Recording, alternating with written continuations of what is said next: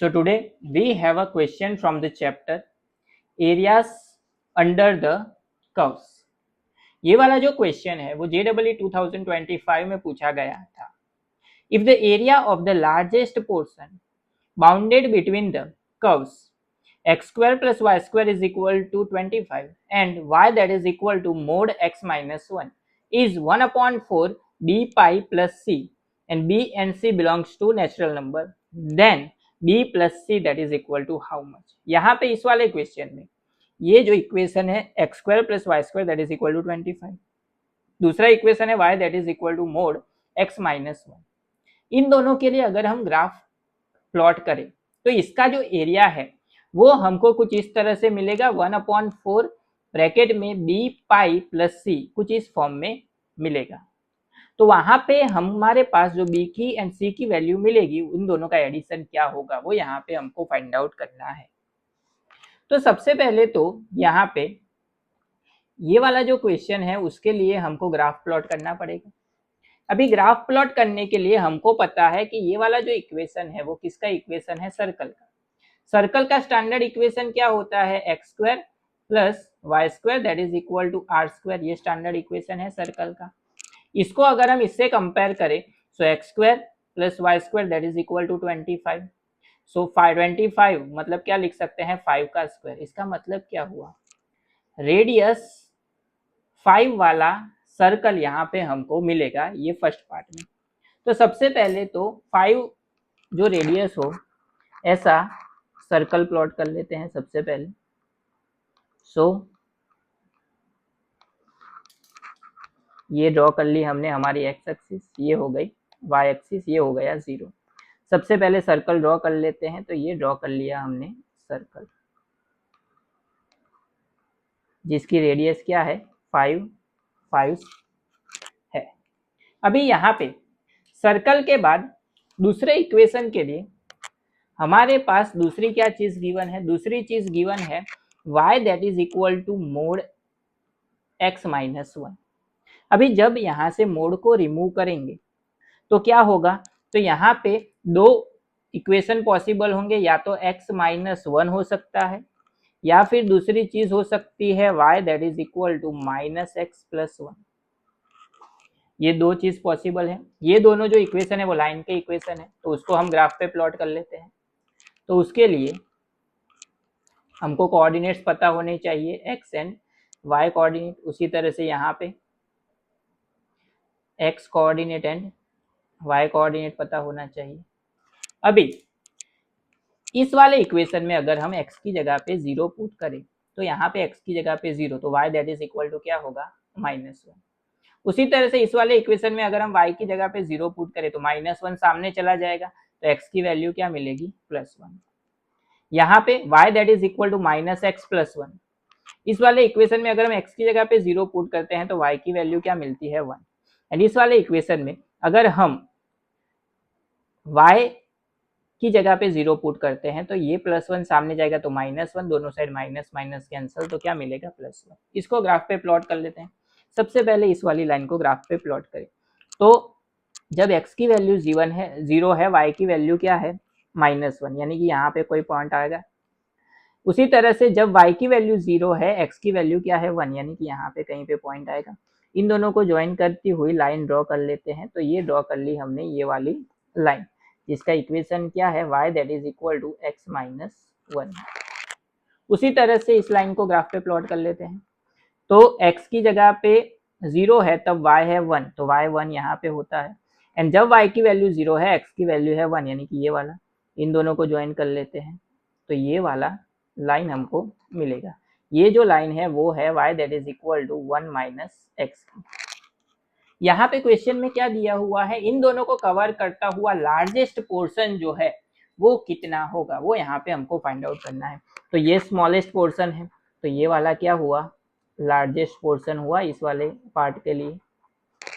अभी यहाँ पे ये वाला जो लार्जेस्ट पोर्शन है उसका एरिया फाइंड आउट करना है.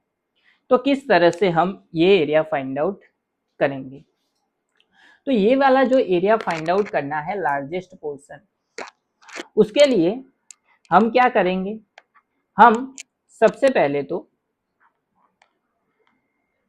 एरिया जो है उसकी फॉर्मूला अप्लाई करेंगे। ये जो है वो हमारे पास सर्कल है, तो सबसे पहले तो हम पूरे सर्कल का एरिया फाइंड आउट कर लेते हैं। सर्कल के एरिया की फॉर्मूला क्या है, पाई आर स्क्वायर, ये फॉर्मूला है सर्कल के एरिया की। लेकिन ये पूरा जो सर्कल है उसमें से ये वाला पोर्शन हमको क्या करना पड़ेगा, माइनस करना पड़ेगा। तो हम क्या करेंगे, माइनस इंटीग्रेशन, यहाँ पे ये पॉइंट एंड ये पॉइंट, इसको अगर हम यहाँ पे ज्वाइंट करें, यानी कि ये वाला जो पार्ट है, इतना पार्ट, उसका अगर हम इस पॉइंट से लेके इस पॉइंट पर x पे लिमिट ले एंड उसको इस वाले फंक्शन से क्या करें, इंटीग्रेशन करें, तो क्या होगा, इतना एरिया हमको मिलेगा। तो इतना एरिया क्या हो जाएगा, उसमें से माइनस हो जाएगा। सबसे पहले तो ये दोनों जो इंटरसेक्टिंग पॉइंट है ग्राफ पे, वो कौन से होंगे वो फाइंड आउट कर लेते हैं। तो ये वाला जो कर्व है वो किसके लिए है, सर्कल के लिए है। तो सबसे पहले सर्कल का equation x square plus y square that is equal to 25 है।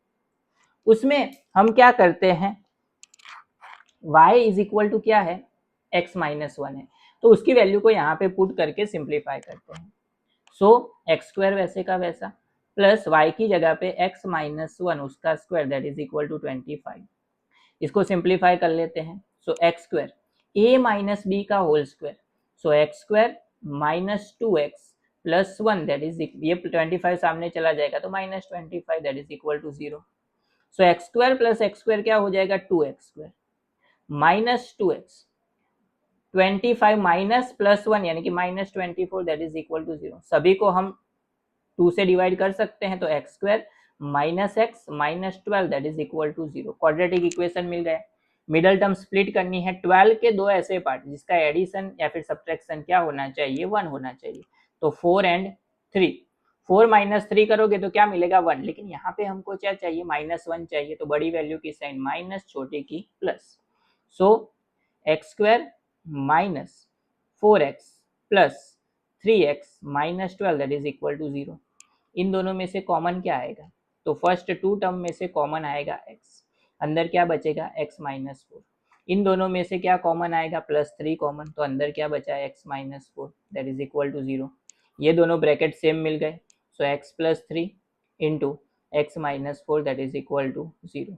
सो x that is equal to होगा minus 3 and x that is equal to होगा 4। इसका मतलब ये हुआ कि यहाँ पे ये जो पॉइंट है वो कौन सा होगा, नेगेटिव एक्स एक्सिस पे है तो माइनस 3 होगा, ये पॉजिटिव एक्स एक्सिस पे है तो क्या होगा 4।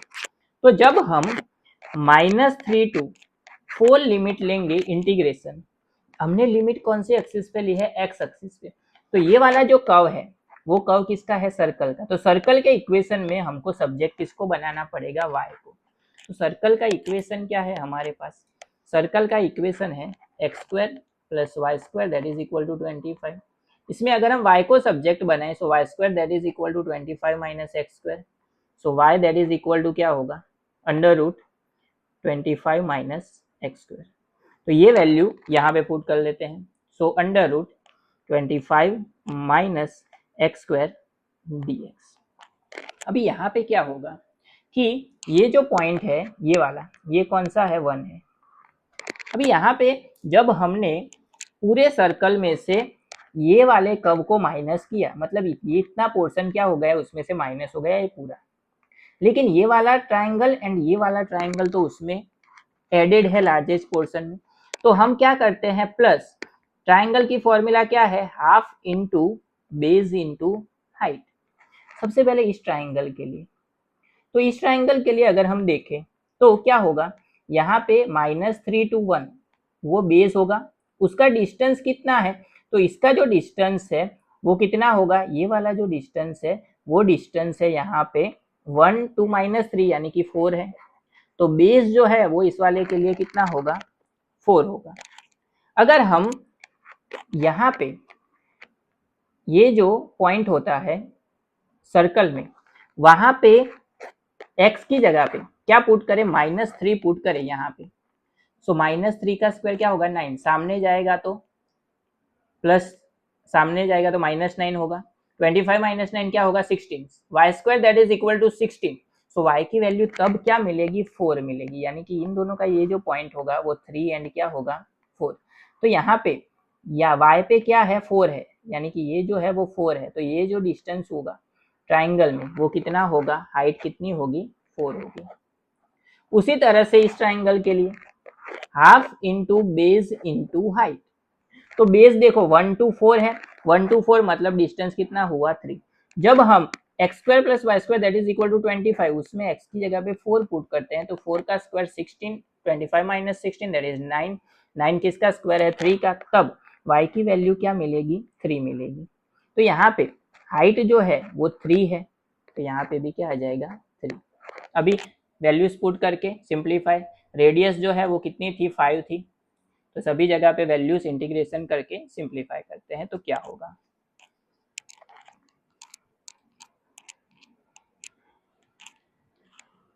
तो लास्ट में हमारे पास ये इक्वेशन हमको मिला। अभी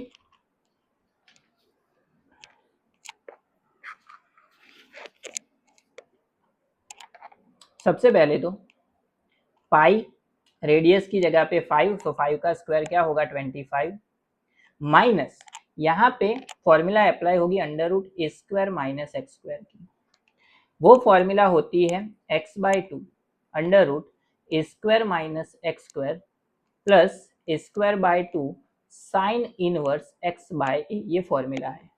यहाँ पे x की जगह पे है x एंड a की जगह पे है 5, सो ये फॉर्मूला अगर हम अप्लाई करें तो क्या होगा, सो x बाई 2 तो वैसे का वैसा अंडर रूट में ए स्क्वायर माइनस एक्स स्क्वायर, ए की वैल्यू है 5 तो 5 का स्क्वायर होगा 25 minus x square plus a square 5 का स्क्वायर यानी कि 25 by 2 sine inverse x by a की जगह पे क्या आएगा 5 एंड लिमिट कहाँ से कहाँ तक आएगी -4 से लेके 3 तक plus half into base into height था तो 4 into 4 plus half into 3 into 3, calculate करके सिंप्लीफाई कर लेते हैं। अभी यहाँ पे सबसे पहले 25 पाई माइनस ब्रैकेट, सबसे पहले अपर लिमिट x की जगह पे 3 पुट करेंगे तो क्या होगा, अगर हम सॉरी यहाँ पे लिमिट -3 to 4 है, -3 to 4 लिमिट है, सो x की जगह पे सबसे पहले पुट करेंगे 4, तो 4 बाय 2 अंडर रूट 25 माइनस 4 का स्क्वायर क्या होगा 16 plus 25 by 2 sine inverse x by 5 यानी कि x की जगह पे 4, सो 4 बाय 5 माइनस ब्रैकेट में लोअर लिमिट क्या है -3 तो x की जगह पे -3 बाय 2 अंडर रूट 25 माइनस 9 -3 का स्क्वायर क्या होगा 9 होगा plus 25 by 2 sine inverse x की जगह पे क्या आएगा -3 बाय 5 प्लस इसको अगर हम कैलकुलेट करें तो ये कैंसिल आउट हो जाएगा 2 से, सो 2 इंटू 4 हो जाएगा 8 प्लस 3 3 जा 9 बाय 2। अभी इसको कैलकुलेट कर लेते हैं सिंप्लीफाई करके, सो 25 पाई ये क्या होगा 2 यहाँ पे मल्टीप्लाई में आएगा, सो 8 इंटू 2 होगा 16, 16 plus 9 25, so plus 25 by 2 minus bracket में ये कैंसिल आउट हो जाएगा 2 से, सो 2 25 माइनस 16 वो होगा 9, 9 किसका रूट होता है 3 का, तो यहाँ पे 3 इंटू 2 क्या हो जाएगा 6 plus 25 by 2 sine inverse 4 by 5, ये माइनस की साइन को अंदर अप्लाई कर देंगे तो माइनस माइनस हो जाएगा प्लस 25 माइनस 9 क्या होगा 16, 16 किसका रूट होता है 4 का, सो 4 इंटू 3 वो हो जाएगा 12 बाय 2,